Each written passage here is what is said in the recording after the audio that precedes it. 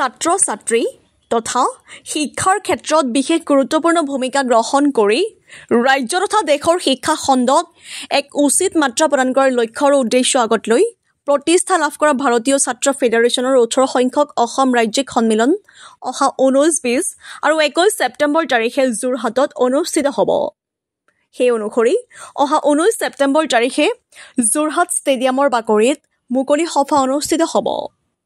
মুকলি সভাত মুখ্য বক্তা হিচাপে উপস্থিত থাকিব SFIৰ কেন্দ্ৰীয় সভাপতি আৰু সম্পাদক ক্ৰমে আদৰ্শ M হাজী আৰু সৃজন ভট্টাচাৰ্যই। আজি এক সংবাদমেল যোগে এই সন্দৰ্ভত উল্লেখ কৰি SFIৰ ৰাজ্যিক সম্পাদক সংগীতা দাসে। আজিৰ সংবাদমেলত SFIৰ ৰাজ্যিক তথা জিলা সদস্যসকল উপস্থিত থাকে। যোৰহাটৰ পৰা ধ্ৰুৱজ্যোতি বাছনিৰ ৰিপৰ্ট AN লাইভ। শ্ৰদ্ধাৰ সাংবাদিকসকল, এইবাৰ আমাৰ যোৰহাটত ভাৰতৰ ছাত্ৰ ফেডাৰেশ্যন তথা SFI অসম ৰাজ্যিক 18 সংখ্যক সন্মিলন হ'বলৈ গৈ আছে। ভাৰতৰ ছাত্ৰ ফেডাৰেশ্যন তথা SFIৰ 18 সংখ্যক অসম ৰাজ্যিক সন্মিলন এনেকুৱা এটা সময়ত হ'বলৈ গৈ আছে, যিটো সময়ত আমি প্ৰত্যক্ষ কৰিছোঁ যে ৰাজ্যখনত যিটো ৰাজহুৱা শিক্ষা ব্যৱস্থা, যিটো চৰকাৰী শিক্ষা ব্যৱস্থা, সেই চৰকাৰী শিক্ষা ব্যৱস্থা এক প্ৰত্যাহ্বানৰ সন্মুখীন হৈছে। যিখন আমাৰ চৰকাৰ আছে, সেই চৰকাৰখনে পৰিকল্পিতভাৱে চৰকাৰী যিটো শিক্ষাখণ্ড, সেই শিক্ষাখণ্ডৰ প্ৰতি ভাবুকি কঢ়িয়াই আনিছে। ৰাজহুৱা শিক্ষাখণ্ডৰ ইনফ্ৰাষ্ট্ৰাকচাৰৰ পৰা আৰম্ভ কৰি শিক্ষকৰ নাটনিলৈকে আৰু ব্যক্তিগত শিক্ষাৰ যিটো ব্যক্তিগতকৰণ, সেই ক্ষেত্ৰতে হওক, তাৰ লগে লগে সমান্তৰালভাৱে আমাৰ ৰাজ্যখনত আজি 35 লাখতকৈ অধিক নিবনুৱা আছে। অৰ্থাৎ যেতিয়া আমাৰ ছাত্ৰ ছাত্ৰীসকলে MA কমপ্লিট কৰিছে, PhD লাভ কৰিছে, অৰ্থাৎ উচ্চ শিক্ষা যেতিয়া লাভ কৰিছে, তাৰ পৰৱৰ্তী সময়ত কিন্তু এটা চাকৰিৰ কাৰণে অৰ্থাৎ এটা কৰ্ম সংস্থাপনৰ অভাৱত আমাৰ ছাত্ৰ ছাত্ৰীসকল ভুগিছে। বিগত 3টা বছৰত 7 লাখতকৈ অধিক ছাত্ৰ ছাত্ৰী এইখন অসমৰ পৰা বাহিৰলৈ যাবলৈ বাধ্য হৈছে, কাৰণ ইয়াত কোনো ধৰণৰ এটা কৰ্ম সংস্থাপনৰ ব্যৱস্থা নাই। তাৰ সমান্তৰালভাৱে আজি যিটো পৰিৱেশৰ প্ৰতি যিটো ভাবুকি নামি আহিছে, আজি গোটেই মানৱ জাতিৰ গোটেই সভ্যতাৰ প্ৰতি পৰিৱেশে এক শংকা, এক প্ৰত্যাহ্বান কঢ়িয়াই আনিছে। কিন্তু এইখিনি সময়ছোৱাতে এই চৰকাৰখনে তথাকথিত উন্নয়নৰ কিছুমান প্ৰকল্প আনিছে। পুঁজিপতি হওক বা বৃহৎ ডাঙৰ ডাঙৰ কৰ্পৰেট গোষ্ঠী হওক, সেই গোষ্ঠীক মাটি হস্তান্তৰ কৰি আমাৰ পৰিৱেশ তন্ত্ৰৰ প্ৰতি এক ভাবুকি কঢ়িয়াই আনিছে। তেনে প্ৰেক্ষাপটত আৰু বৰ্তমান সময়ত আমি প্ৰত্যক্ষ কৰিছোঁ যে কিদৰে ৰাজ্যখনত কেৱল মাত্ৰ ৰাজনৈতিক স্বাৰ্থ আগত ৰাখি চৰকাৰখনে ভোটৰ কাৰণে, নিজৰ গাদীখন দখল কৰিবৰ কাৰণে আমাৰ এই অসমত, যিখন অসমক আমি শংকৰাজৰ দেশ বুলি কওঁ, য'ত ঐক্যৰ কথা আছে, য'ত প্ৰেমৰ কথা আছে, য'ত মিলাপ্ৰীতিৰ কথা আছে, তাত কেনেদৰে সাম্প্ৰদায়িক ৰহণ সানি পেলাই, সাম্প্ৰদায়িক বিষবাস্প ঢালি পেলাই আমাৰ ভাতৃঘাতী সংঘাতৰ সৃষ্টি কৰিব বিচাৰিছে। এতিয়া এই 10,000 স্কুল যে বন্ধ কৰি দিয়া হ'ল, এইবিলাক ছাত্ৰ ছাত্ৰী ক'লৈ গৈছে, এই কথা তথ্য আমি যদি বিচাৰি যাওঁ তেতিয়াহ'লে তথ্য বাহিৰলৈ নাহে। এই তথ্যৰ কথা যেতিয়া মুখ্যমন্ত্ৰী বা শিক্ষামন্ত্ৰীক প্ৰশ্ন কৰা যায়, তেতিয়াহ'লে তেওঁলোকে এটা কথাই কয় যে অসমত কোনো ধৰণৰ স্কুল বন্ধ হোৱা নাই, এয়া এক ভুৱা কথা। এই কথা বাৰে বাৰে দম্বালি মাৰি মুখ্যমন্ত্ৰীয়ে কয় যে ভুৱা কথা, অথচ তেওঁলোকৰ এয়া বিধানসভাৰ পৰা অহা তথ্য।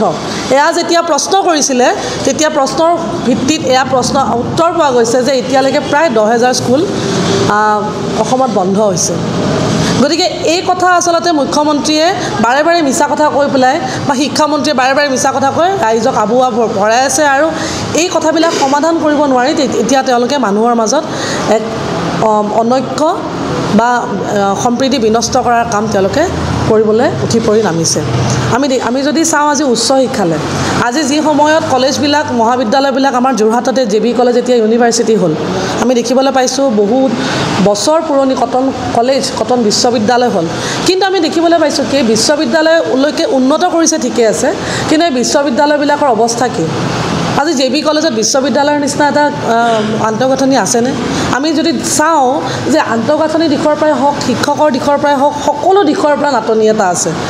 প্ৰায় সকলো ডিপাৰ্টমেণ্টতে এটা ষ্টাফৰ ফেকাল্টিৰ অভাৱ আছে। গেষ্ট ফেকাল্টিৰে আজি ডিপাৰ্টমেণ্টবিলাক চলি আছে।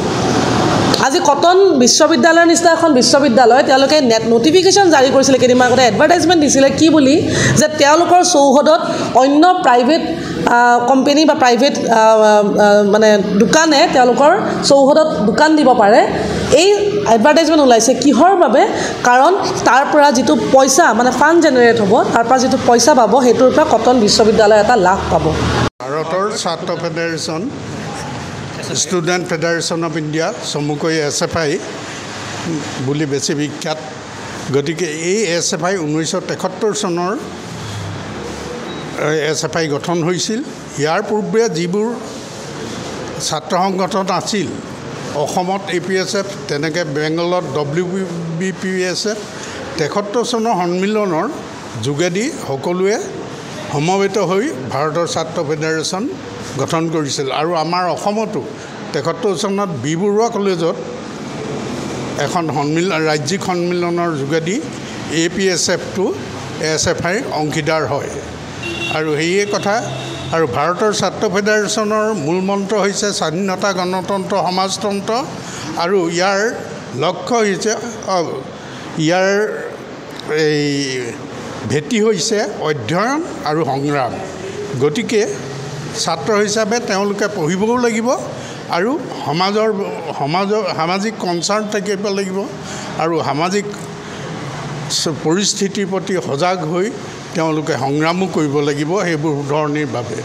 আৰু আজি ভাৰতৰ ছাত্ৰ ফেডাৰেশ্যনৰ 18 সংখ্যক অসম ৰাজ্যিক সন্মিলন যোৰহাট নগৰত হ'বলৈ গৈ আছে যিকোনো খবৰ আৰু বিজ্ঞাপনৰ বাবে যোগাযোগ কৰক 7896121996 লগতে 7002537271 আৰু 9854011916